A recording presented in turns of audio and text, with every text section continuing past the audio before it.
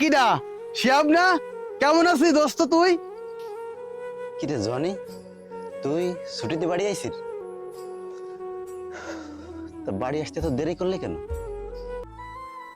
কান্দিস কেন তুই? নতুন চাকরি পাইছি, বেতন না নিয়ে আসে কি করে? তাছাড়া আব্বার জন্য কিছু কেনাকাটা করলাম। আরে ও কিছু না, তোরে অনেকদিন পর দেখলাম তো, তাই একটু শরীর কোনায় পানি চলে আসলো। চল তোরে বাড়ি আগে দিয়ে আসি। ও আব্বা, ও মা, কই গেলে তোমরা? এই দেখো কি নিয়ে আইছি সাথে করে। ও মা, কই গেলে তোমরা? আব্বা,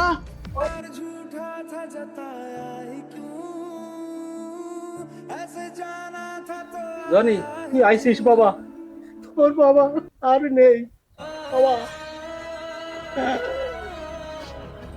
কি কন কাকা? আমার আব্বার কি হয়েছে? বাজান রে, তুই চলে যাওয়ার পর তোর আব্বা তোর চিন্তায় ঠিক মতন খাওয়া দাওয়া করতো না, দিন রাত খালি পরিশ্রম করতো তোর লেখাপড়া খরচ জোগানোর জন্য। আমি অনেকবার ডাক্তার দেখাতে বলছি, কিন্তু তোর আব্বা বলতো ডাক্তার দেখাতে গেলে টাকা লাগবে, এই টাকা যদি খরচ করি তাহলে আমার ছেলে তো পরীক্ষা দিতে পারবে না। তোকে জানাতে চাইছিলাম, তোর আব্বাই নিষেধ করেছে আমাকে।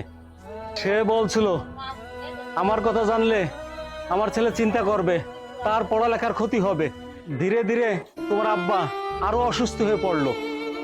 তোর আব্বা আজকে সকালে আমাদের সবাইকে ছেড়ে চলে গেল। আব্বা,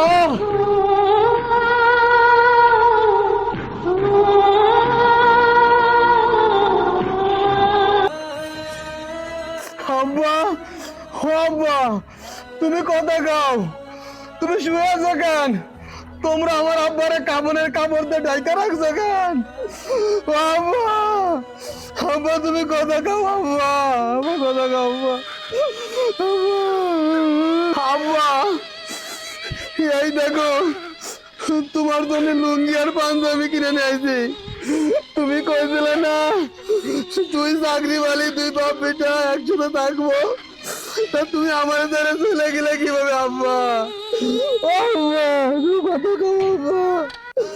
আব্বা, কিটা আমার আদর করবো, কিটা আমারে খাওয়াই দেবে, কিটা আমার বাজানকে জড়াই ধরবে?